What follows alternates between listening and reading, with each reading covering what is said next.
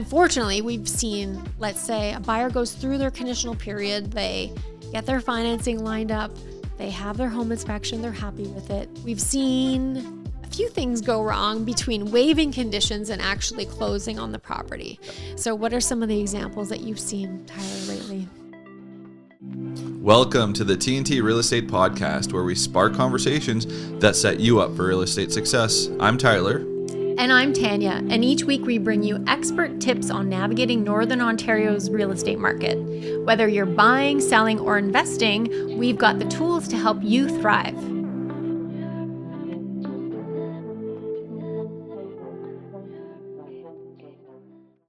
And today's episode is one that hits close to home. Today, we're going to be talking about the pitfalls that you can run into when you're trying to purchase a property. So everything from once you make the offer on the property to all the way up to the closing of the property. What are the pitfalls that can happen? We'll walk you through some of the key pitfalls that buyers and sellers can experience in the process. We could talk about this all day, I feel. Oh, I know. There's so many different things there's so many different aspects, there's so many different ways that the deal can go wrong. But at the same time, there's also most of the deals don't experience any of these. These are just what is going on, in the special deals, I'm going to call them. Special deals. So during the conditional period, so after you make an offer on a property, let's say you have conditions in your offer, what are the most common issues that you're seeing, Tyler, in today's market? I would say in today's market, really the biggest ones would be home inspections. There's so many different, and especially like with the spring thaw that we had this year, it seems like every house has, water in the basement because just the way it kind of happened with the rain and it was warm. But I would say that was probably number one in this current market because a lot of people are doing the pre-approval process. They're doing it the right way. The mortgage brokers I feel like we have like a great set of mortgage brokers in the city. So they're doing the due diligence beforehand to be able to make either a conditional offer or unconditional offer as well. But I would say after that, there would probably be financing. You don't really see like the appraisals coming in low, but that's obviously one aspect that can get hit as well.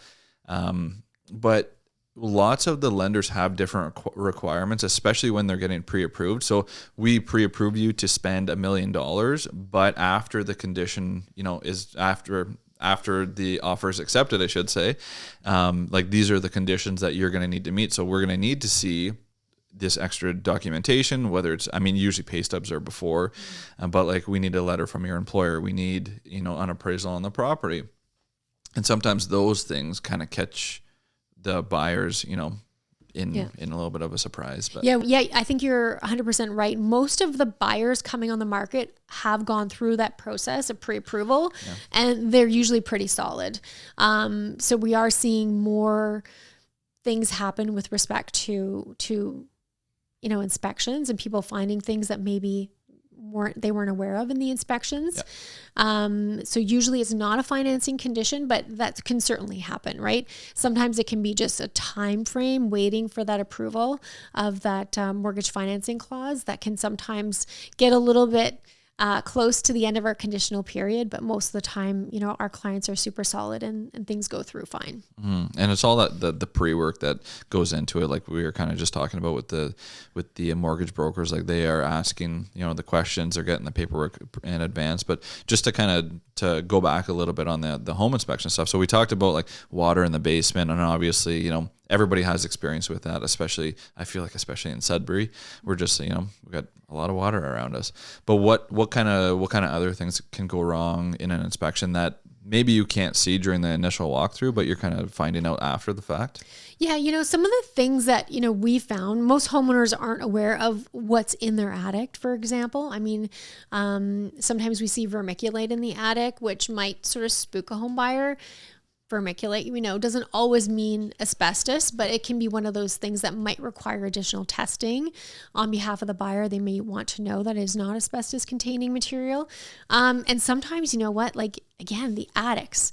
Nobody goes in their attics, and they might find sometimes a bit of mold depending on the situation. And that can be something that might completely kill a deal if it's extensive, or if it's just minor, then maybe it's something that you can negotiate the seller take care of before closing. For sure. Yeah. So those are the types of things that typically we see in inspections. That would be a bit of a deal breaker. Yep. Now, unfortunately, we've seen lately also, let's say a buyer goes through their conditional period, they get their financing lined up, they have their home inspection, they're happy with it, they waive their conditions.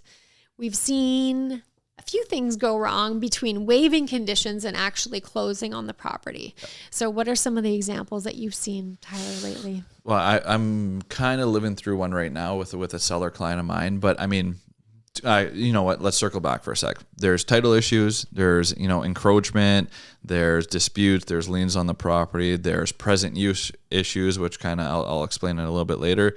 There's, property line issues.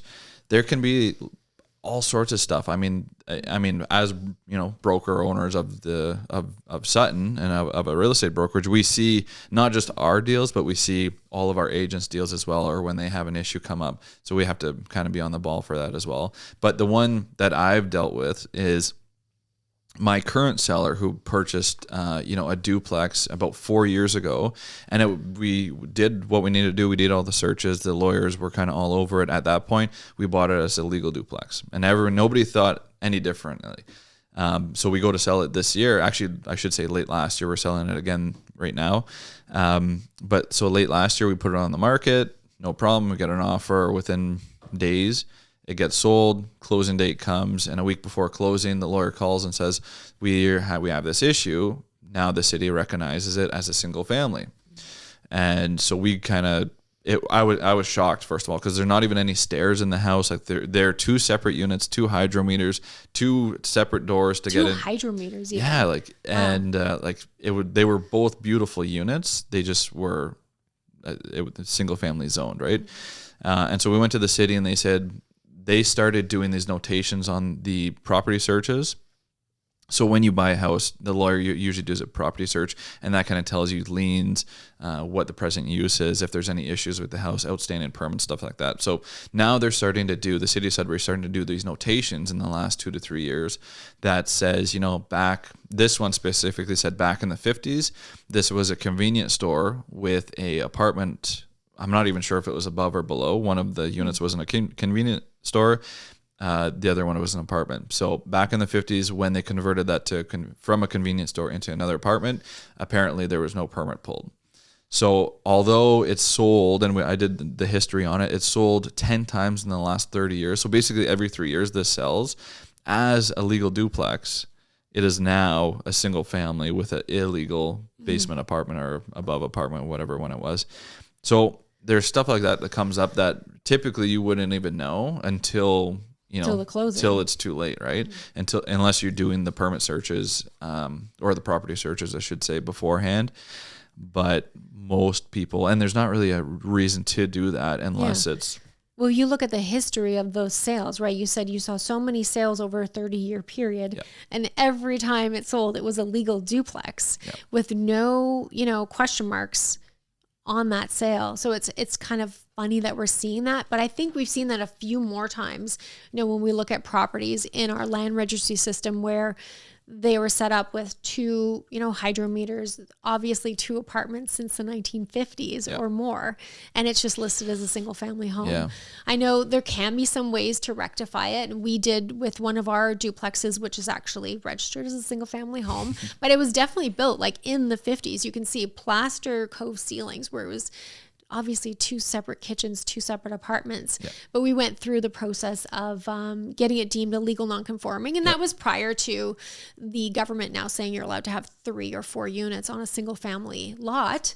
But we went through the process and looked through the history of the Vernon directories, and we were able to get it deemed as legal non-conforming. So sometimes you can do that route, but then I think in your instance, it would have required a lot more work in order to get it deemed back to a legal duplex. Yeah, absolutely. Yeah. So we had to go through like the permitting process and, go get as-built drawings, bring it to the city, open the permit, have somebody come in and walk through it and then close it again. But so it's a little bit of a process. And I think it's interesting that they're doing that now. And I guess we're getting a little bit political here, but it's interesting that everybody's begging, especially like the governments are begging for housing, begging for good housing. And this was a beautiful duplex. And so it's just interesting that like the onus is on us to prove that it's legal unless it should be the reverse. It should be onus on them to say that it is not, in fact, that's right, a duplex, when you can clearly see the history that it what would be nice is if the city would just say, okay, look, we want these apartments to be fire compliant. We want them to be safe for tenants. If they want to encourage more housing and they want to encourage something that is 2 units to remain 2 units, not turn into one single unit, what they should be doing really is saying, look, we're going to do fire safety inspections. If you put up your hand and say, I have a property right now, it is 2 units, but on the land registry, it's listed as single family. I'd like you to come in and do a look at it, make sure it's fire compliant, and then get your stamp and say it is a legal duplex. Yeah. Because to require someone to go from 2 to 3 units to now proving that it is 2 and 3 units, going through the process of getting drawings and permitting and all that, it's such a burden to most small landlords. You know what they're going to do is they're just going to say, forget it. Yeah. I'm just going to sell it as a single family because I'll just get the same amount of money for it and be done with it. And it's not my problem anymore. Yeah. But if they do want to encourage more housing, it'd be really nice if they made it easy for small landlords. Mm-hmm. So we know that you're currently going through one of these as well, but let's kind of switch the tone. What can happen, final walkthroughs, instead of it being, a title issue or a permitting issue, like what else is there that we can kind of talk about? So physical changes to the property. I've had this happen several times in my career now. We always recommend a final walkthrough before closing, right? You want to make sure the property's in the same state it was in when you made the agreement to purchase it. So things can happen. For example, we had in one case where a gas line was removed to a stove. That was an easy fix. The client held back some funds, got the gas line put back in. It was all good. But, sometimes you have things that are more severe. Like, let's say that sudden weather event that we had a few weeks ago where we had a ton of rain, spring melt, super warm conditions, a lot of people getting water in their basements. And in this case, you had a one-time water event, which can be a tricky thing to navigate. And in this case, it's hard to sort of draw the line being a realtor and advise your clients on how to proceed without giving legal advice, right? Often we have to refer things to the legal professionals to say, you guys have to deal with this, mitigate, are there damages? Is there going to be a refund to the home buyer? Is the deal going to be completely, void, and we'll move on and try to do things anew? So it's sort of tough to navigate as a realtor, giving your client advice and bordering on, not giving them legal advice. So in these types of cases, what I typically like to do is say, okay, look, I've had a similar situation in the past. This is what transpired.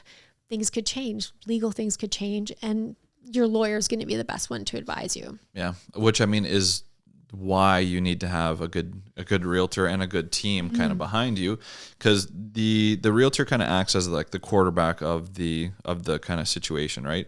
So they're going to tell you, okay, you're the ball. They're going to tell you, okay, go talk to a lawyer, go talk to an insurance agent, go talk to your mortgage agent. So they're going to guide you the correct way to go about it. And, maybe it's not giving them legal advice, but it's telling them, giving the advice to be like, I don't know the answer, but this is the person that does, and having that, security. Yeah. Yeah. The realtor can sort of help,